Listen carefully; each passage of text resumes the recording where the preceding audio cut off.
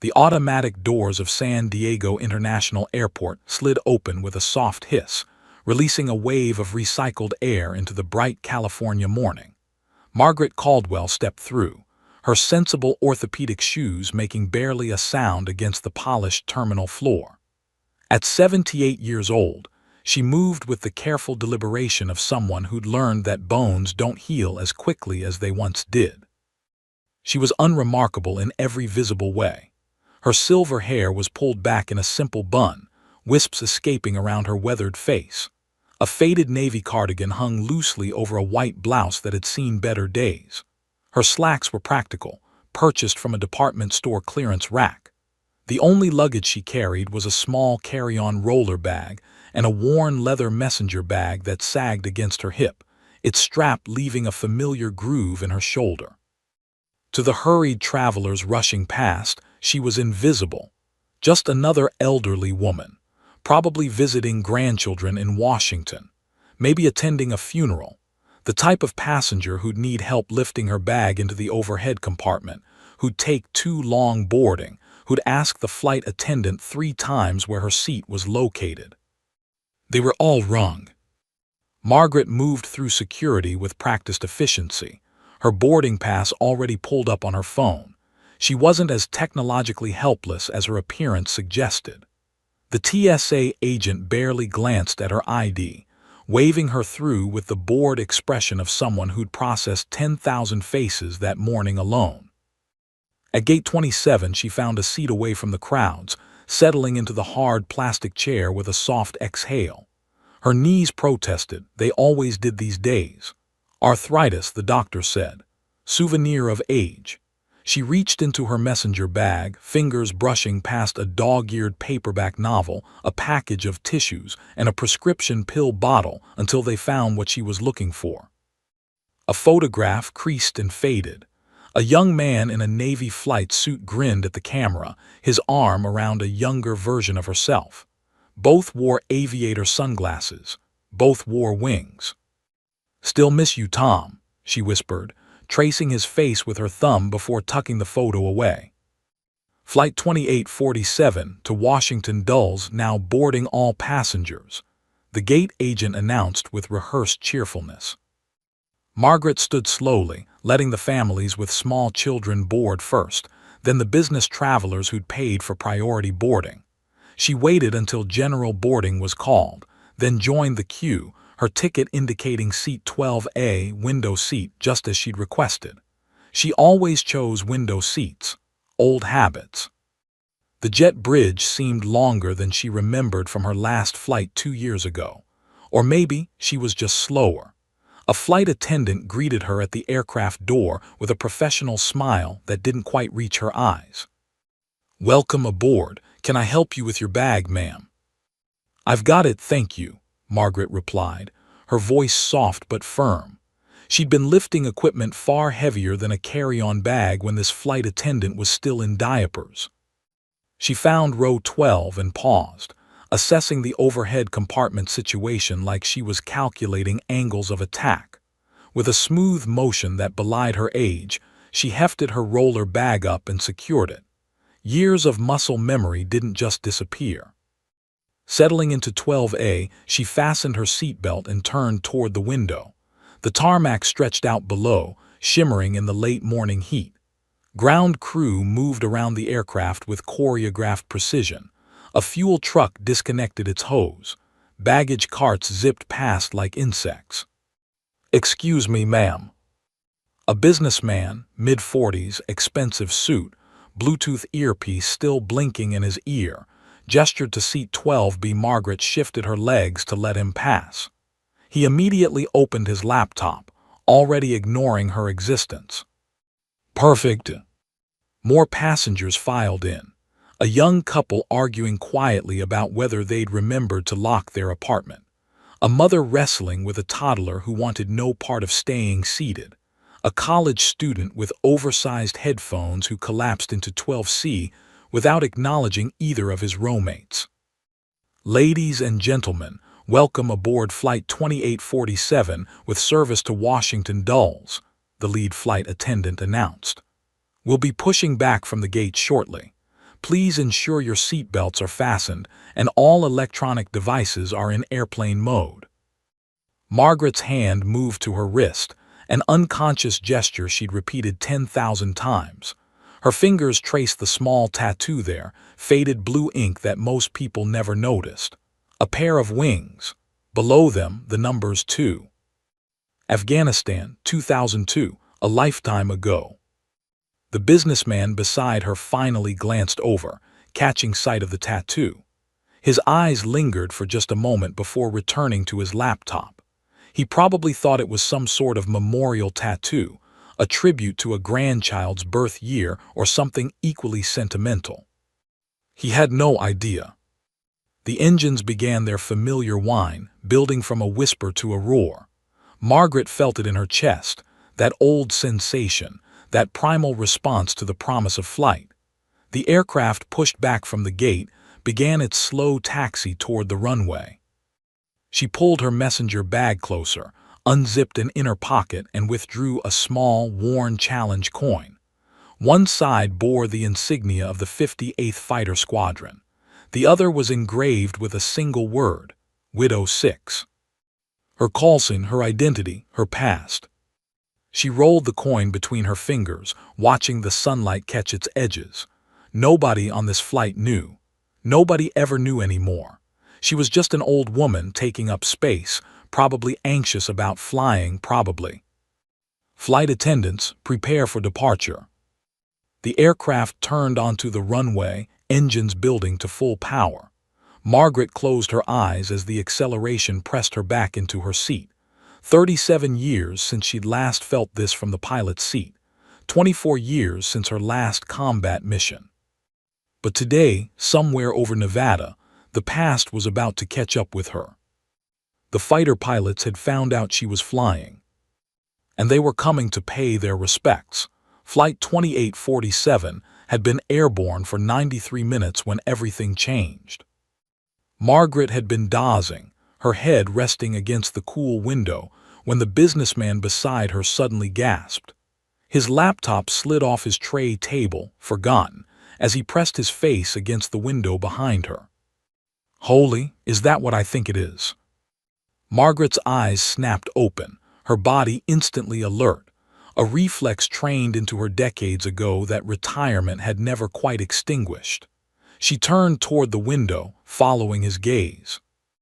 There, impossibly close, flying in perfect formation with the commercial airliner, was an F-35 Lightning II fighter jet. Her breath caught. The stealth fighter was close enough that she could see the pilot's helmet, the American flag painted on the tail, the weapon's pylons tucked beneath its angular body. It held position with supernatural precision, matching the airliner's speed exactly, staying just off the left wing. "There's another one," someone shouted from across the aisle. Margaret's head whipped to the right. A second F-35 had taken position off the starboard side, mirroring its twin. Both fighters flew with the kind of precision that only came from hundreds of hours in the cockpit. The cabin erupted into chaos. Passengers unbuckled, rushing to windows. Phone cameras emerged, pressed against glass. Children pointed excitedly while their parents' faces showed concern bordering on panic. The college student in 12C had ripped off his headphones, his eyes wide. "Are we being hijacked?" A woman's voice trembled from several rows back. "Is there a threat? Why are military jets escorting us? Oh my God, are we going to be okay?" Margaret sat perfectly still, her hands gripping the armrests. Her heart hammered against her ribs, not from fear but from something else. Recognition, realization, dread mixed with pride. They knew. Somehow they knew she was on this flight. The intercom crackled to life, and the captain's voice filled the cabin. But it wasn't the usual smooth, reassuring tone pilots used to calm nervous passengers. There was something different in his voice, something that sounded like awe. "Ladies and gentlemen, this is Captain Mitchell speaking from the flight deck." He paused, and in that pause Margaret could hear him composing himself. "I need everyone to remain calm and return to your seats immediately. There is no emergency. I repeat, there is no emergency. The cabin quieted, but anxiety hung thick in the air. The two F-35 fighters you see outside our aircraft are United States Air Force jets conducting what they've called a routine escort. However, another pause, longer this time. They have specifically requested permission to render honors to a passenger aboard this flight. Silence. Then pandemonium. Who? What passenger? Honors, what does that mean? The businessman turned to Margaret, his executive composure cracking. Ma'am, do you know what's happening? Margaret couldn't answer. Her throat had closed. Her eyes burned with tears she hadn't shed in years. She stared out at the F-35, at the pilot who held formation with effortless skill, and she absolutely knew, that young pilot knew exactly who she was. 3 rows back, a man in his 60s stood abruptly. He wore a Marine's cap and an old service jacket. His eyes swept the cabin with the practiced assessment of someone who'd spent a career evaluating threats and assets. There's a military VIP on this plane, he announced, his voice carrying authority that silenced the nervous chatter. Those fighters don't escort civilians for fun. Someone important is on this aircraft. Passengers began looking around, scrutinizing each other. A few glanced at the Marine veteran himself, assuming he was the honored passenger. Others looked toward first class, expecting to see a general in uniform. No one looked at the elderly woman in seat 12A. Margaret's hands trembled. She interlaced her fingers, squeezing tight, trying to maintain composure. The challenge coin in her pocket felt like it weighed 1,000 pounds. She wanted to disappear, to become invisible again, to be just another passenger. But the F-35s weren't letting that happen.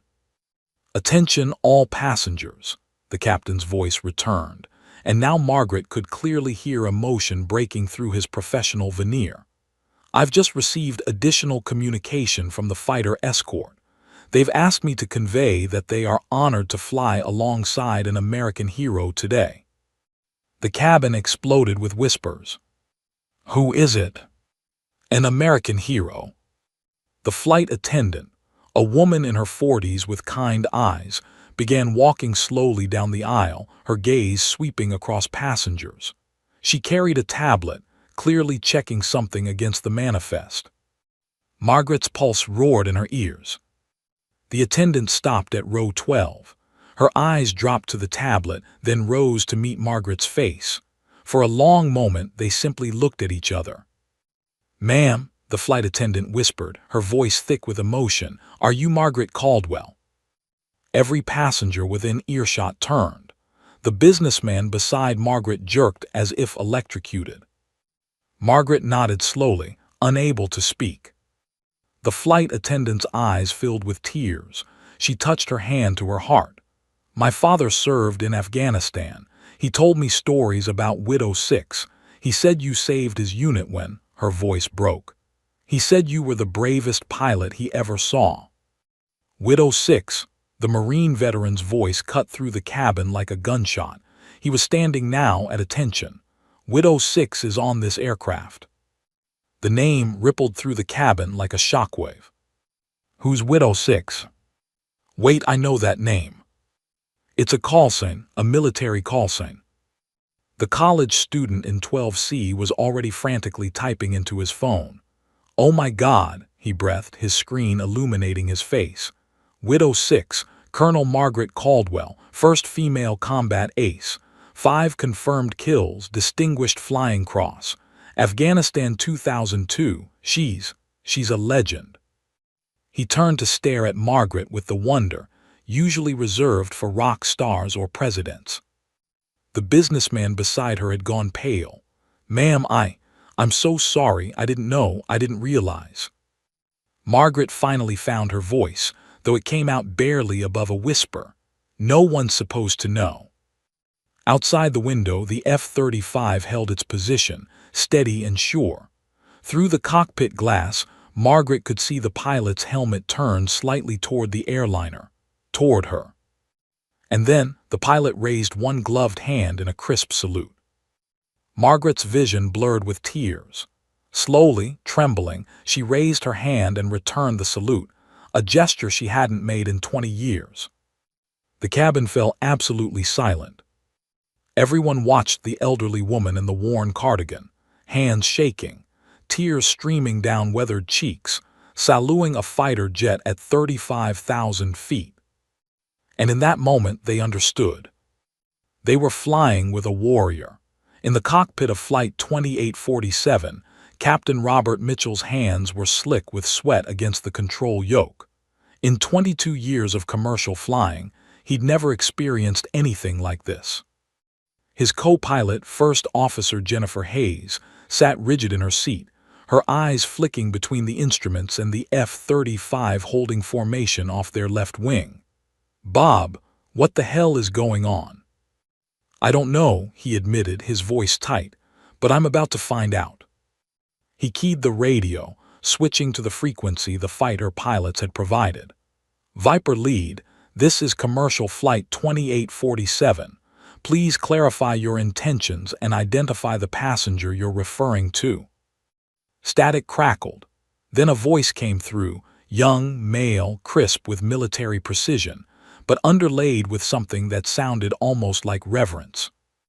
"Commercial Flight 2847, this is Major Ryan Torres, callsign Viper lead, 58th Fighter Squadron out of Nellis Air Force Base. We have confirmed that callsign Widow 6 is aboard your aircraft. Request permission to render full honors." Captain Mitchell exchanged a confused glance with his co-pilot. "Viper lead, we have no military personnel listed on our manifest. No VIPs flagged. Are you certain you have the correct flight?" A pause, then, "Captain, Widow 6 isn't on your VIP list because she doesn't travel as a VIP. She doesn't want the attention. But yes, sir, we are absolutely certain. Passenger Margaret Caldwell, seat 12A, Widow 6. Jennifer was already pulling up the passenger manifest on her tablet, scrolling rapidly. "Here, Margaret Caldwell, age 78, no special designation, no military affiliation listed." Captain Mitchell keyed the radio again. "Viper lead, I'm showing a Margaret Caldwell on board, but there's no indication she's military. Can you confirm her identity?" The fighter pilot's response came faster this time, and his voice carried an edge of disbelief that the captain didn't recognize the name.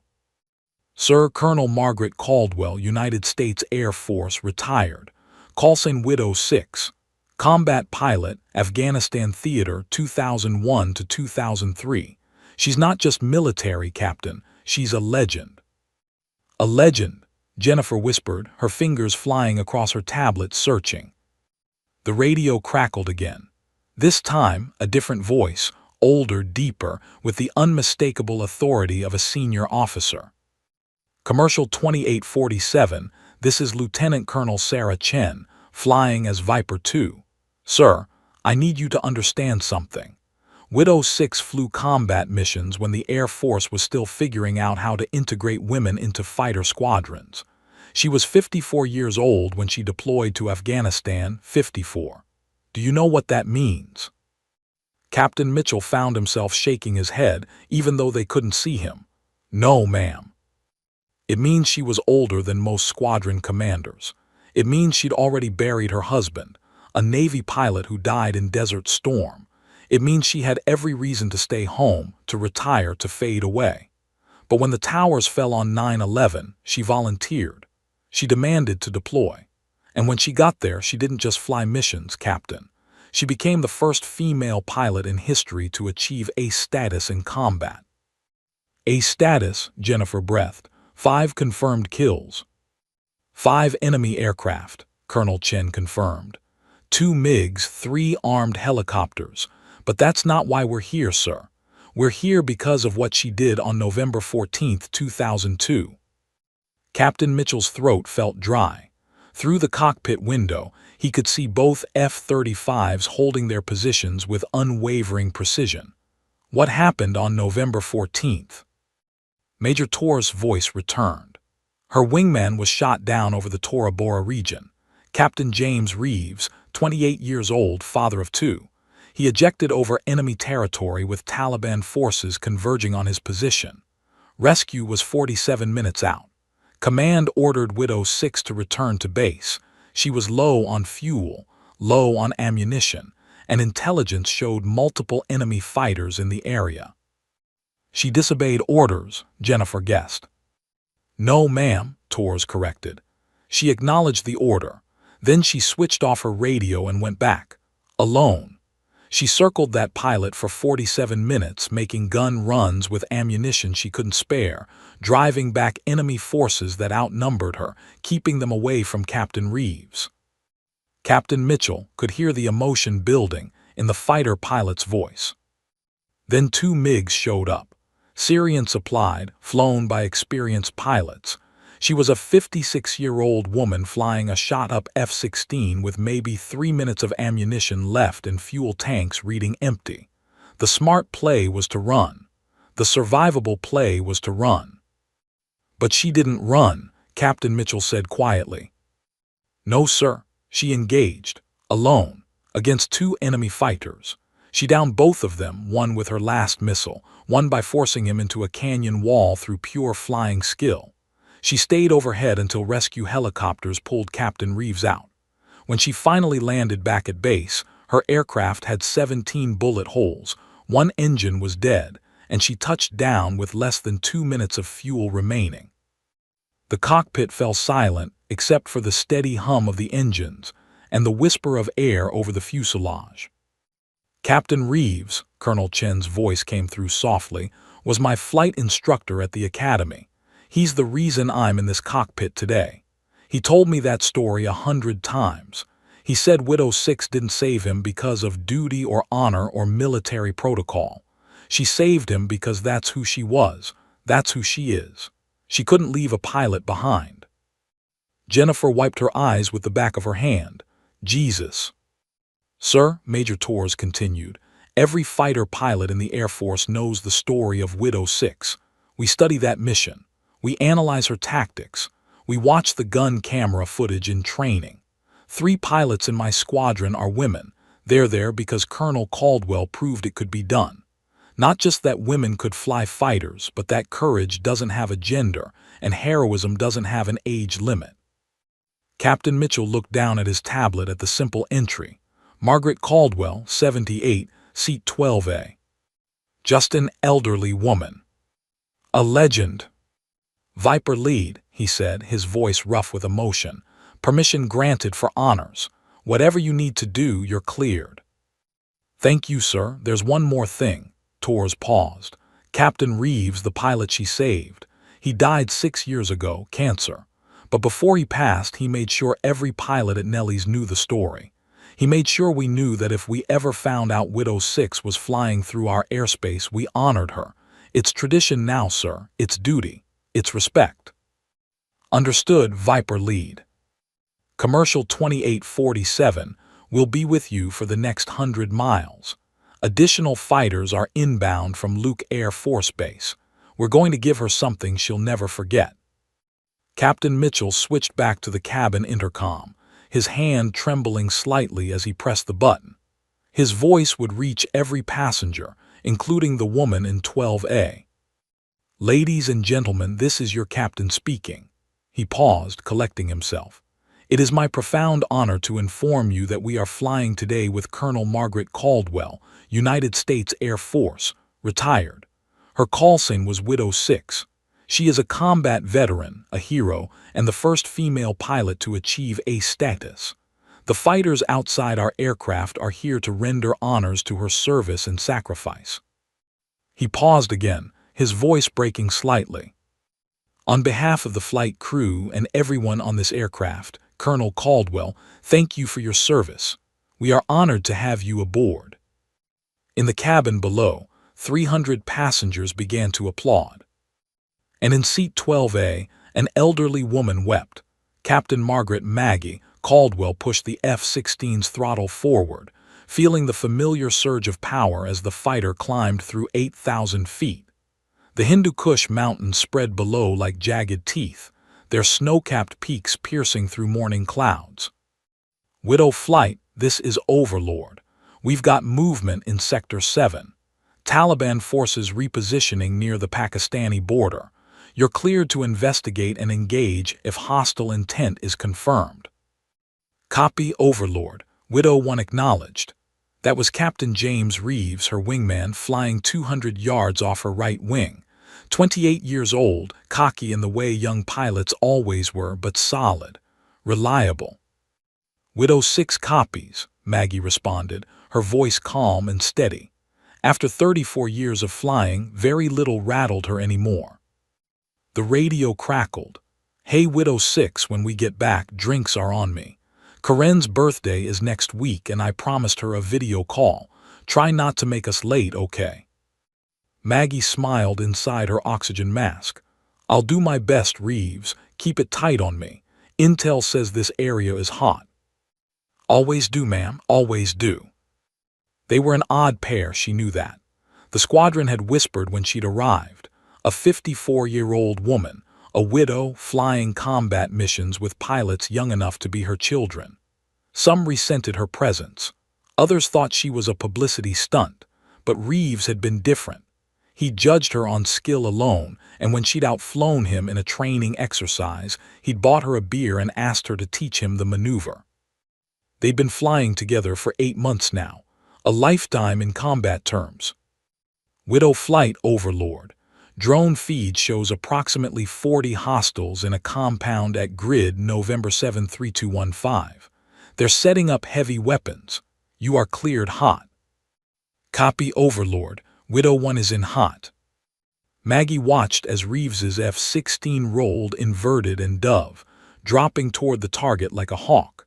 Her job was to stay high, maintain oversight, watch for threats he couldn't see while focused on his attack run. She scanned the sky clear. Her radar showed nothing. The mission was textbook. Reeves's voice came through. Widow 1 target acquired, ORD. The explosion was visible even from Maggie's altitude, a brilliant orange flash followed by black smoke, not from the ground, from Reeves's aircraft. Surface 2 air, Surface 2 air, Reeves's voice screamed through the radio, no longer calm, pure survival instinct. I'm hit, I'm hit. Maggie's heart froze, but her hands moved with practiced precision, banking hard, diving toward her wingman. Reeves, talk to me. What's your status? I've got fire in the engine bay, hydraulics failing, I can't, the stick's not responding. Eject now. She watched helpless as the F-16 spiraled downward, trailing smoke and flame. At 3,000 feet, the canopy blew away, and a split second later the ejection seat fired, rocketing Reeves clear of the dying aircraft. The F-16 smashed into a mountainside and exploded. Reeves's parachute blossomed, a tiny white flower against the brown mountains. Overlord, this is Widow 6. Widow 1 is down. Pilot ejected successfully. I have visual on his chute. Coordinates November 7, 3248. Copy Widow 6. The controller's voice was tense. Combat search and rescue is spinning up now. Estimate 45 minutes to your location. 45 minutes. Maggie watched Reeves drift toward Earth. Even from altitude, she could see hostile forces moving, vehicles, personnel, all converging on the landing zone. Overlord, I've got enemy forces moving toward the crash site. Multiple vehicles. They'll reach him in less than 10 minutes. Widow 6, you are ordered to maintain high cover and await CSAR. Do not engage. Your fuel state won't support extended operations. Maggie checked her gauges. Fuel was at 50%, enough to get home with reserves. Ammunition, 400 rounds of 20 cannon shells, 1 Sidewinder missile. Against 40 enemy fighters, and whatever surface-to-air capability had just knocked down Reeves. Reeves hit the ground hard, his parachute collapsing around him. Even from altitude, Maggie could see him struggling to free himself, could see the dust from approaching vehicles. She thought of Karen, Reeves's wife. She thought of his two daughters, 5 and 7 years old. She thought of her own husband, Tom, shot down over Iraq 11 years ago. She remembered the officers at her door, the folded flag, the empty chair at Christmas. Overlord Widow 6, say again your last. Widow 6, you are ordered to return to base. CSAR will handle extraction. Acknowledge. Maggie watched a pickup truck with a mounted machine gun, crest a ridge, racing toward Reeves. She thought of Tom. She thought of those little girls. She made her choice. Overlord, you're breaking up. Repeat last transmission. Widow 6, I said. Maggie switched off her radio and pushed the stick forward. The F-16 dropped like a stone, air screaming over the canopy as she dove. Her targeting computer painted the technical range closing fast. At 1,000 feet, she squeezed the trigger. The 20 cannon roared to life. Tracer rounds arced downward, walking toward the truck. The vehicle exploded in a shower of metal and flame. MAGGI, I'm here. Reeves's voice burst through on the emergency frequency. They're everywhere. I see them, Jimmy, I see them. Stay down, help is coming. Another technical appeared. She banked hard, lined up, fired. The truck disintegrated. Her ammunition counter dropped. 320 rounds remaining. More vehicles, more fighters pouring out of the compound. She made another pass, scattering them with cannon fire, buying time, buying precious minutes. 280 rounds. Her radar screamed suddenly, airborne contacts, 2 of them fast movers. Oh no, she whispered. 2 MiG-21 fighters appeared from behind a mountain ridge, afterburners glowing. Syrian supplied, professional pilots coming straight for her. 240 rounds of ammunition left, 1 Sidewinder missile, fuel dropping into the yellow.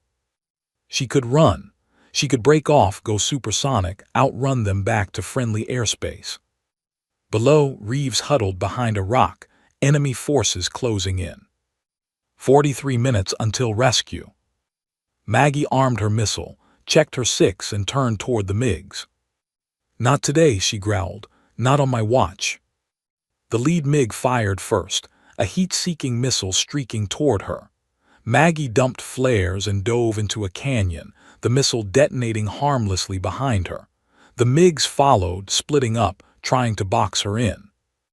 They were younger, faster, better equipped. But she was a widow who'd already lost everything that mattered. She had nothing left to fear. And that made her the most dangerous pilot in the sky.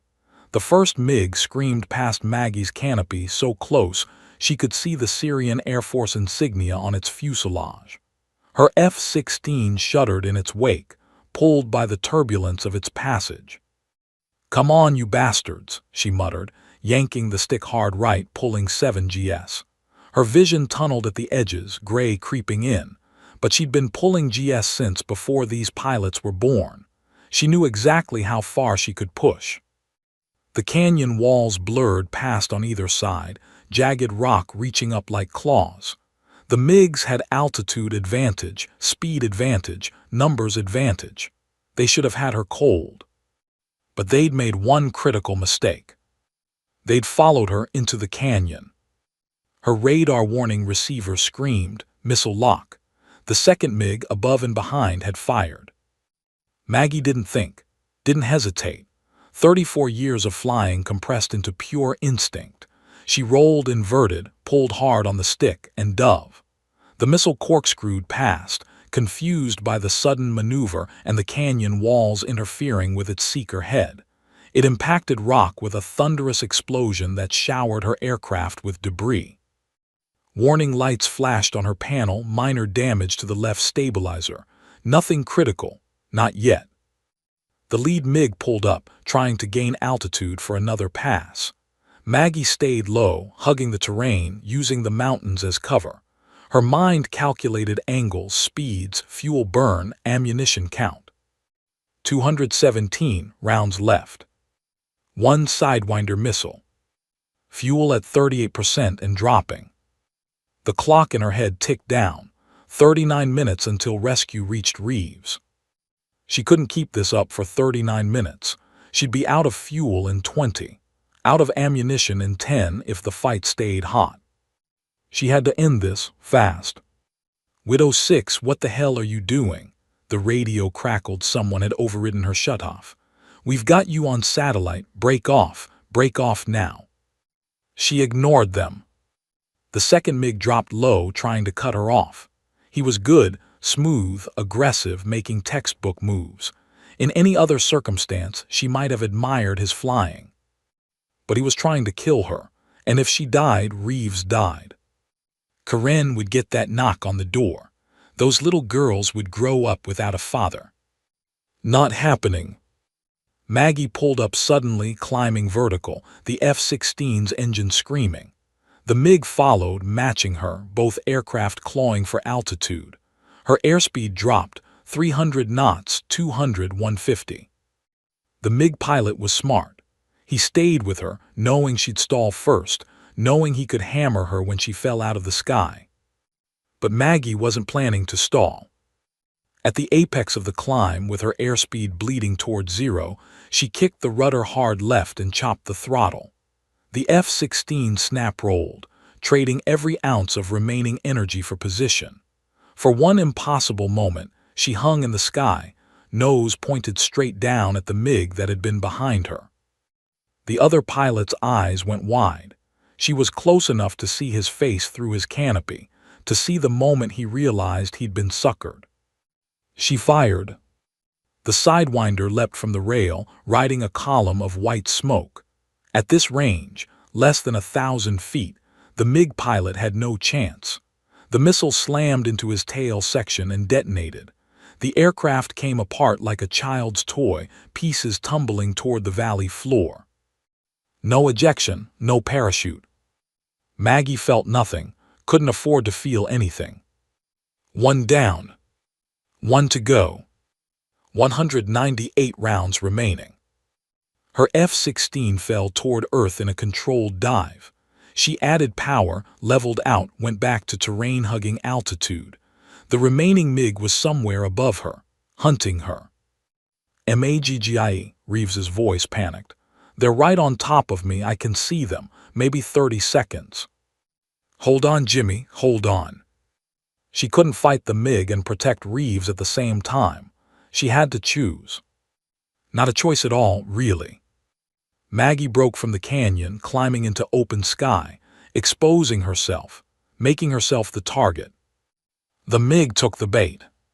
He dove from above, cannon already firing, tracer rounds reaching for her like burning fingers. She jinked left, then right, but several rounds punched through her left wing. More warning lights, hydraulic pressure dropping. The stick felt mushy, less responsive. She had maybe 5 minutes before the aircraft became unflyable. The MiG flashed past, already pulling into a climbing turn for another pass.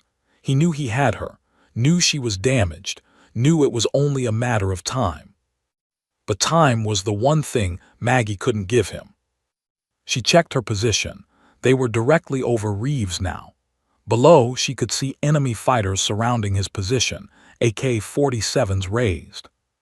36 minutes until rescue. She looked at her fuel gauge. 15 minutes of flying time left, maybe 10 with combat maneuvering.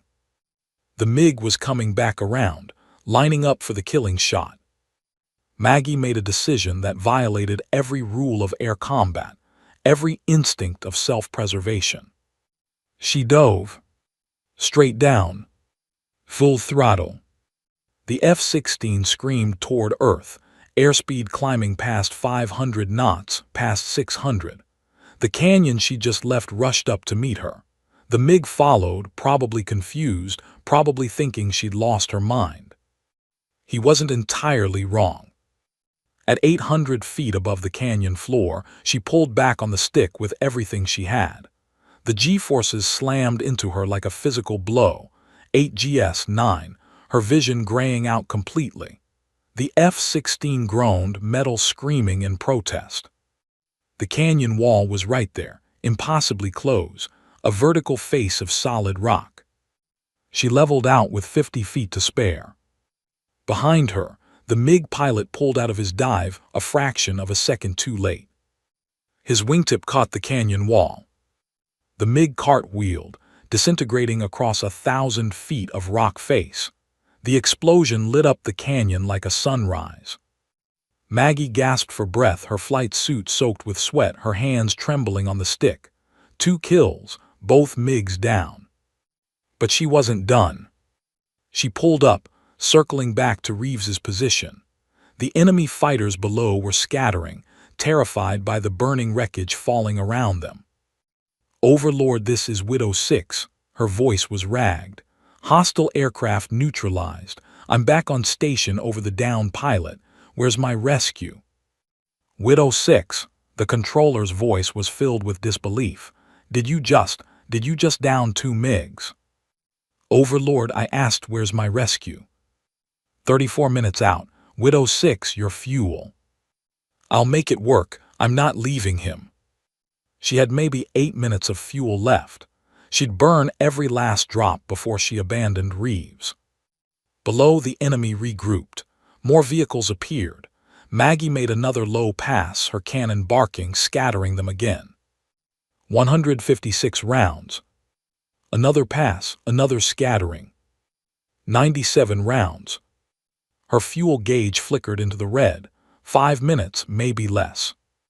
"Maggie, get out of here," Reeves screamed. "You're going to die."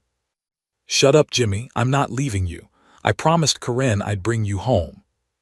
She made another pass. The cannon fired in short, precise bursts.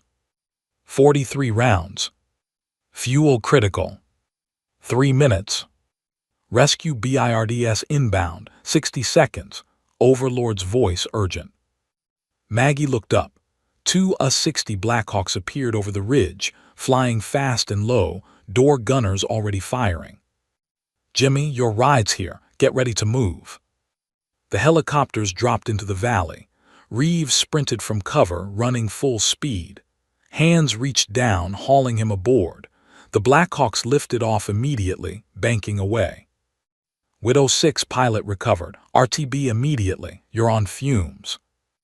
Maggie turned her F-16 north toward home. Her fuel gauge read 0. The engine coughed once. "Come on, baby," she whispered. "Just a little further." The engine coughed again, sputtered, died. Suddenly her fighter was a glider. No power, no hydraulics, just momentum and gravity. The base was 12 miles away. She had one chance. Afghanistan 2002 continued. Maggie's F-16 glided through the air like a 16-ton bird with clipped wings. No engine, no hydraulics, just altitude, airspeed, and 34 years of flying experience between her and death. The dead stick landing, every pilot's nightmare. "Widow 6, we've got you on radar. Glide slope looks good. Runway is clear. Emergency crews standing by." The tower controller's voice was steady, professional, but she could hear the tension underneath. 12 miles. She had 12 miles to glide. Her hands moved across the cockpit, securing systems, preparing for impact. The stick felt heavy, manual reversion, no power assist. Every input took physical strength. Her arms already ached from the dogfight. 10 miles. The base appeared in the distance, a cluster of buildings and tents against brown mountains. The runway looked impossibly small from this altitude. 8 miles. She was too high, burning altitude too slowly. She'd overshoot the runway. Maggie rolled into a steep bank, starting to bleed off excess altitude. The F-16 responded sluggishly, fighting her. Without hydraulics, the flight controls felt like moving concrete. 6 miles. Sweat poured down her face inside the helmet. Her arms burned. But she'd landed gliders before, decades ago, when she was young and the world was different. Some things you never forget. 4 miles, 2,000 feet of altitude. The glide slope looked good now. She had one shot at this. No go-around, no second chance. Widow 6, you are cleared to land. Winds calm. Runway 27. 2 miles, 1,000 feet. She could see people lining the runway, ground crews, pilots, everyone watching. The emergency vehicles paced her, lights flashing. 1 mile, 500 feet. The runway numbers appeared, huge white digits painted on concrete. She adjusted her angle, feeling the aircraft respond with agonizing slowness. 200 feet. 100 feet. The ground rushed up. She pulled back on the stick with everything she had, flaring the nose up, killing the descent rate. The main wheels kissed the runway with a screech of rubber. The nose gear dropped. She was down. But without hydraulics, she had no brakes. The F-16 rolled down the runway, refusing to stop. The end of the concrete approached, desert beyond, rocks and sand. Maggie yanked the emergency brake. Nothing. She steered hard right, running off the runway onto the dirt taxiway. The aircraft bounced, shuddered, finally grinding to a halt in a cloud of dust. Silence. Then the radio exploded with voices. Emergency vehicles surrounded her. The canopy opened. Hands reached up to help her out. Her legs collapsed when her feet hit the ground. 2 crew chiefs caught her, lowered her gently to the dirt. Ma'am, are you injured? Maggie shook her head, unable to speak. Her hands wouldn't stop shaking. A Humvee skidded to a stop. The door flew open and James Reeves jumped out, still in his flight suit, his face blackened with smoke and dust. He ran toward her, dropped to his knees. Maggie, oh God, Maggie. She grabbed his arm. You okay? Are you hurt? Am I hurt? Am I hurt? He laughed, a sound edged with hysteria. Maggie, you just, he couldn't finish. He pulled her into a fierce embrace. Thank you, thank you, thank you. Over his shoulder, Maggie saw the crowd gathering, 50 people, 100 more, pilots, ground crew, officers, all staring at her. All silent. Then someone started clapping. Then everyone was clapping, cheering, shouting her name. She didn't remember much of what happened next. Medics checking her over. The squadron commander's hand on her shoulder. The intelligence officer asking for her report. Someone pressing a bottle of water into her hands. What she remembered was the phone call 2 days later. Reeves's wife, Karen, sobbing on the other end of the line. Thank you for bringing him home. Thank you for bringing him home to his girls. That made it worth it. All of it. Present day, Flight 2847. The memory faded as Maggie felt a gentle touch on her shoulder. She blinked, returning to the present, to the commercial airliner at 35,000 feet. The flight attendant stood beside her seat, tears streaming down her face. Colonel Caldwell, would you like some water? Anything at all? I'm fine, dear, thank you. But she wasn't fine. The cabin had transformed around her. Every passenger who could see her was staring, some with awe, some with tears in their eyes. The businessman in 12B had closed his laptop completely, turned toward her, his expensive suit suddenly making him look small and insignificant. Ma'am, he stammered, I am so sorry. Earlier I barely acknowledged you. I assumed. That I was just an old woman. Maggie's smile held no bitterness. I am just an old woman. That was 30 years ago. Another lifetime. No. The Marine veteran from 3 rows back had moved closer, standing in the aisle at attention. Ma'am, with respect, you're not just anything.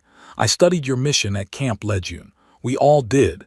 Every branch studies Widow 6. You're a legend. Legends are for young people, Maggie said softly. I'm just someone who did her job. A woman across the aisle leaned forward, her voice choked with emotion. My brother is an F-16 pilot. He has a picture of you in his locker. He says you're the reason he enlisted. He says you proved that courage isn't about age or size or gender. It's about heart.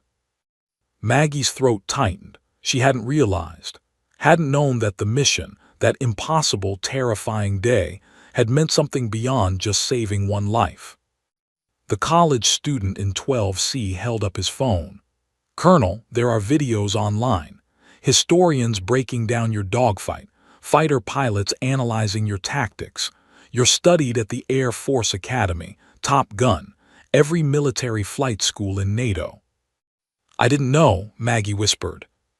Outside the window, the F-35 still held formation, their presence a reminder that she wasn't forgotten, would never be forgotten.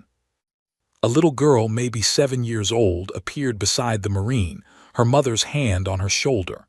She held a napkin and a pen, eyes wide with wonder. "Miss Colonel, can I have your autograph? I want to be a pilot when I grow up. Mommy says girls can do anything." Maggie's vision blurred. She took the napkin with trembling hands. "What's your name, sweetheart?" "Emma." Maggie wrote carefully, "To Emma, the sky is waiting for you. Reach for it. Call Margaret Caldwell, widow 6. She handed it back. The little girl clutched it like treasure. The flight attendant's radio crackled. She listened, her eyes widening, then looked at Maggie. "Colonel, the pilots are asking. They want to know if you'd be willing to come to the cockpit. They'd like to meet you." Maggie nodded, her voice lost.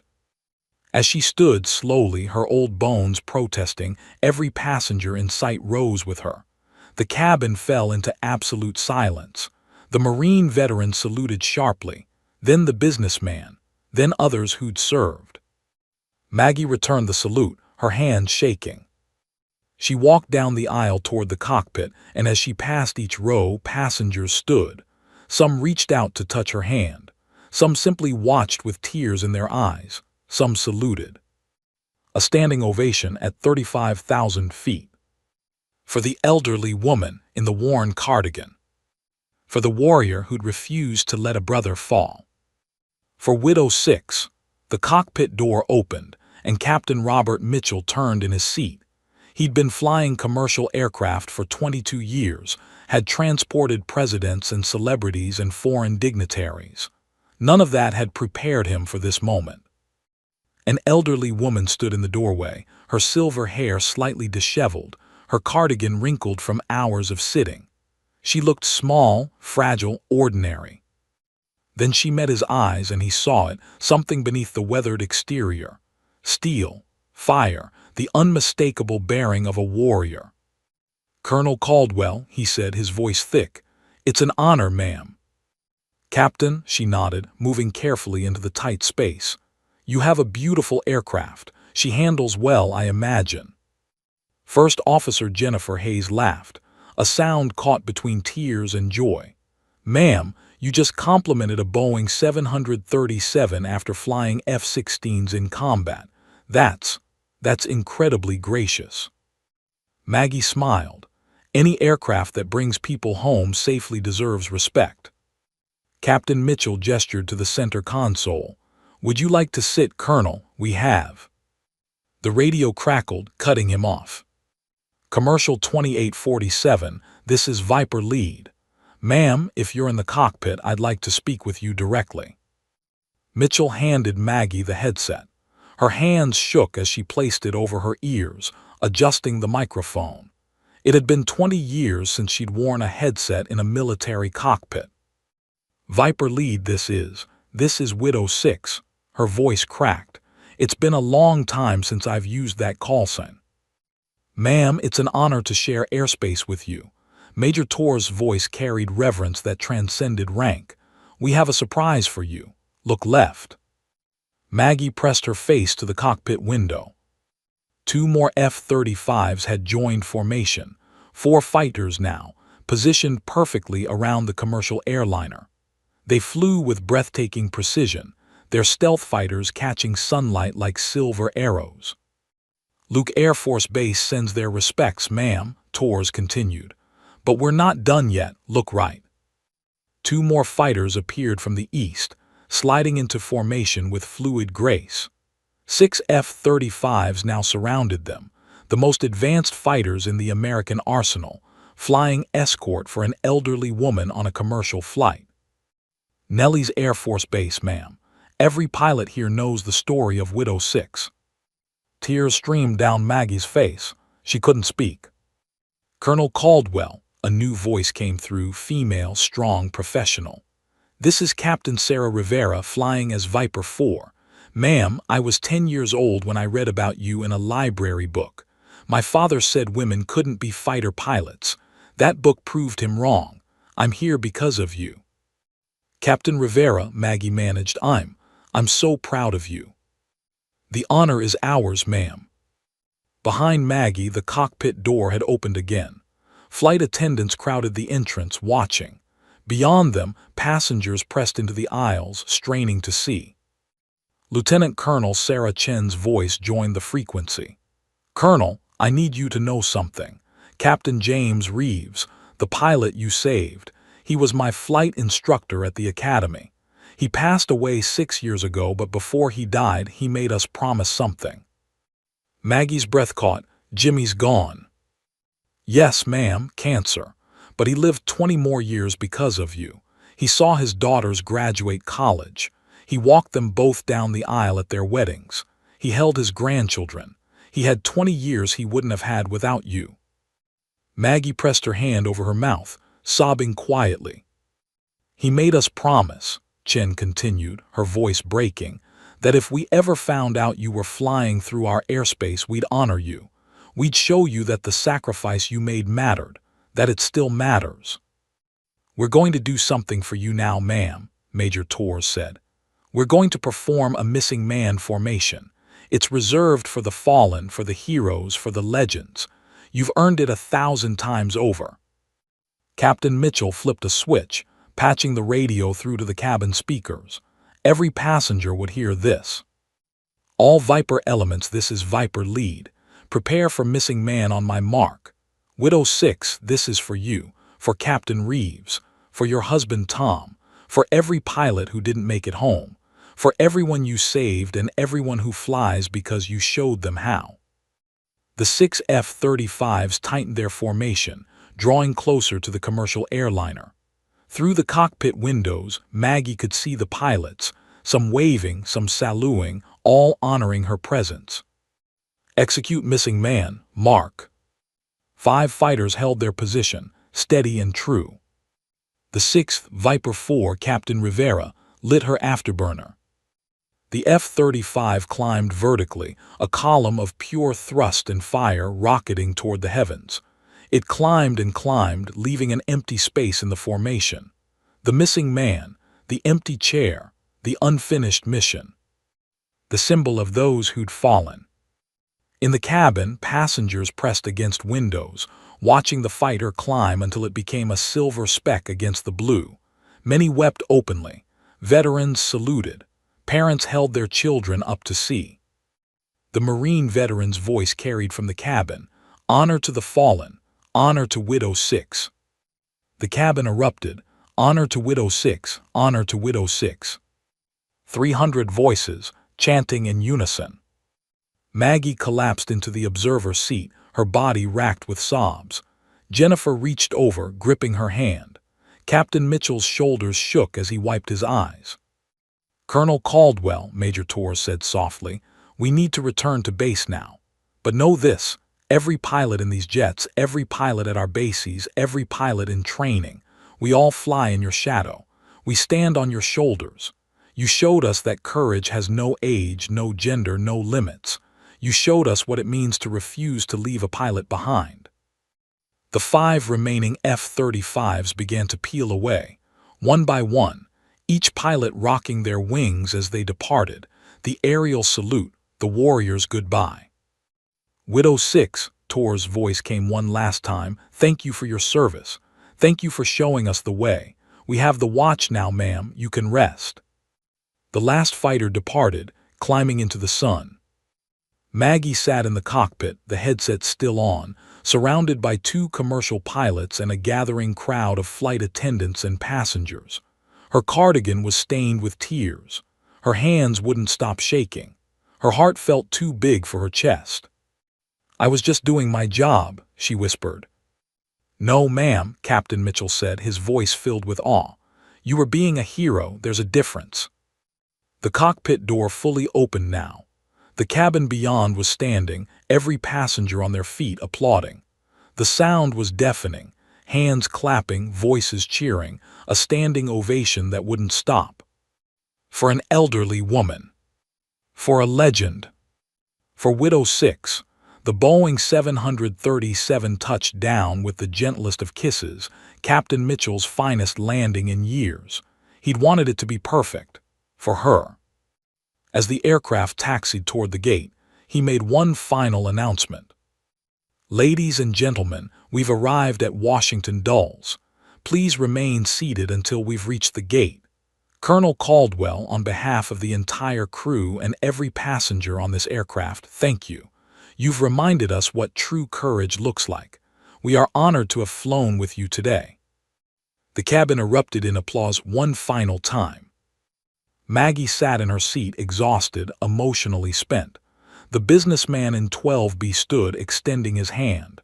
Colonel, I'll never forget this flight, never forget you. Thank you for your service. She shook his hand, managing a tired smile. Thank you for listening to an old woman's story. You're not old, ma'am, you're timeless. The aircraft reached the gate. The seatbelt sign chimed off, but nobody moved. Every passenger remained seated, watching Maggie. The lead flight attendant appeared beside her. Colonel, there are some people waiting for you at the gate. They've asked if you'd be willing to deplane first. Maggie's heart raced. Who? You'll see, ma'am. With effort, Maggie stood. Her knees protested, her back ached, but she straightened her cardigan and lifted her chin. Old habits, military bearing never quite left you. She walked down the aisle one final time. As she passed each row, passengers stood, some saluting, some simply placing hands over hearts. The little girl, Emma, held up her autographed napkin like a trophy. The Marine veteran stood at rigid attention until she passed. The jetway felt longer than it should have been. Each step echoed. Her worn shoes squeaked slightly on the industrial carpet. Through the window, she could see the terminal, normal, crowded, full of people rushing to connections and reunions. She emerged into the gate area and stopped. 3 women stood in a line, dressed in Air Force Service dress uniforms, their blues sharp and crisp, medals gleaming on their chests, fighter pilot wings above their ribbons. Each stood at perfect attention. Behind them, at least 30 more people, pilots in flight suits, veterans in jackets covered with patches, airport employees who'd heard something special was happening, travelers who'd been told to wait. The youngest of the 3 women stepped forward. She was maybe 30, Hispanic, with fierce dark eyes and the confident bearing of someone who'd fought for every inch of altitude. Colonel Margaret Caldwell, Calling Widow 6. Her voice rang out clear and strong. Permission to approach, ma'am. Maggie's throat closed. She nodded, unable to speak. The young woman took 3 steps forward and saluted. Maggie returned it, her hand steadier now. Ma'am, I'm Captain Sarah Rivera, 58th Fighter Squadron, currently assigned to the 388th Fighter Wing at Hill Air Force Base. I wanted to meet you in person. I needed to tell you. Her voice cracked slightly. Ma'am, I joined the Air Force because of you. Captain Rivera, Please, ma'am, let me finish. Sarah's eyes glistened. I was 10 years old, growing up in a small town in Texas. My father worked construction. My mother cleaned houses.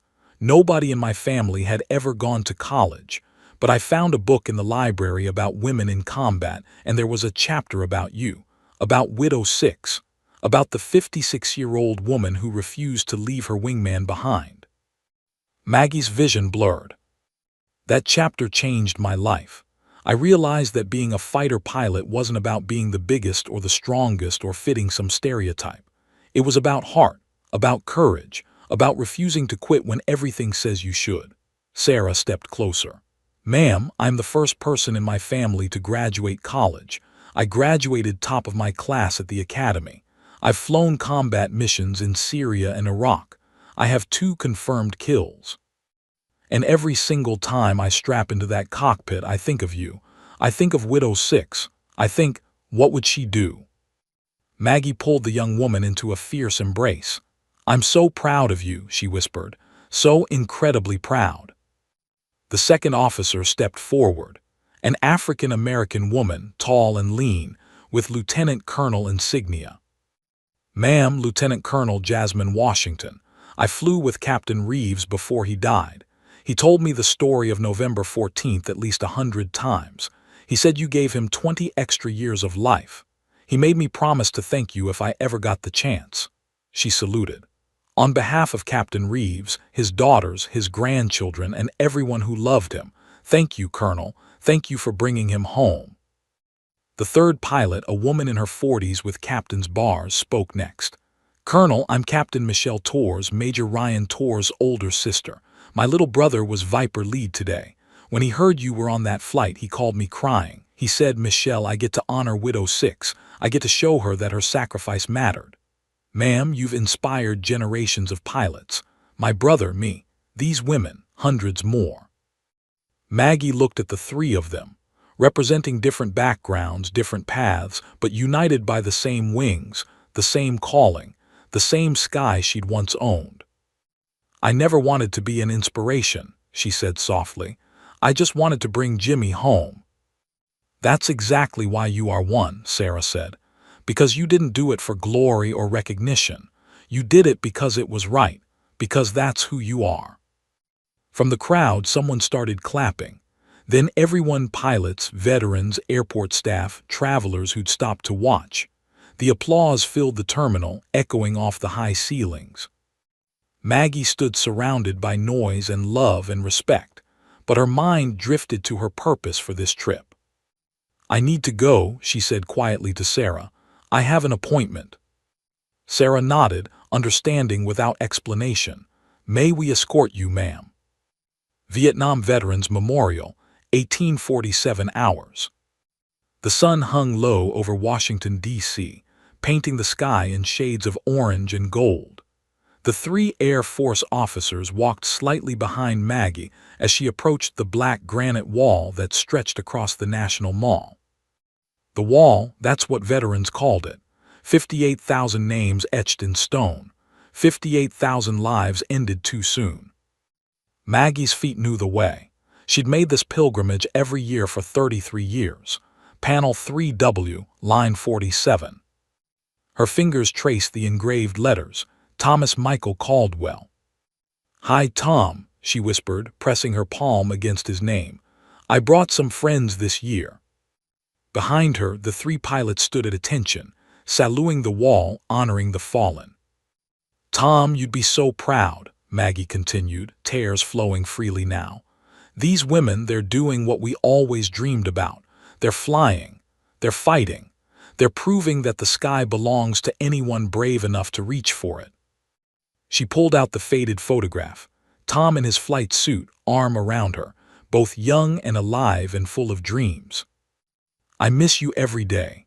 But today I felt you with me. When those F-35s flew alongside us, when those pilots honored what we did. I felt you in the cockpit beside me, Tom, just like old times." Sarah stepped forward gently. "Ma'am, was he a pilot too?" "Navy," Maggie said, pride cutting through grief. F-4 Phantom, shot down over Iraq in 1991. He ejected but was captured, died in captivity before the war ended.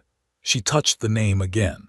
"I became a pilot because of him. I fought because of him. And when I saved Jimmy Reeves, I was saving Tom too, saving the pilot who never made it home." The four women stood before the wall as daylight faded. 4 generations of warriors, bound by service, by sacrifice, by the unbreakable code that pilots never leave pilots behind. "Colonel," Michelle said softly, "what you did in Afghanistan, you changed the Air Force. You changed the military. You changed the world." Maggie shook her head. "I was just an old widow who refused to quit, nothing special." "No, ma'am," Sarah said firmly. You are extraordinary. You flew when they said you were too old. You fought when they said you were too female. You saved a life when they said you should run. You proved that heroism doesn't have an age limit or a gender or a size requirement. It just requires heart." Maggie turned from the wall, looking at the three pilots. In their eyes, she saw herself at 20, at 30, at 56. She saw the next chapter of the story she'd helped write. "The sky is yours now," she said. "Fly well, fly safe, and never ever leave a pilot behind." "No, ma'am," they said in unison. "Never." As darkness fell over the memorial, Maggie Caldwell, widow, warrior, legend, walked slowly away from the wall.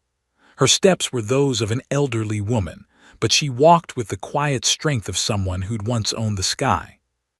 Behind her, etched in stone, her husband's name caught the last light of day. Above her, somewhere in the gathering darkness, jets trained for the next mission, flown by pilots who knew her name. And in Seat 12A of flights all across America, elderly women sat quietly, unremarkable to the world around them, carrying stories that would make the bravest souls weep. Some heroes wear uniforms. Some heroes fly fighters. Some heroes just refuse to let courage die with age. Maggie Caldwell was all three. Widow 6 had landed, but her legacy would fly forever.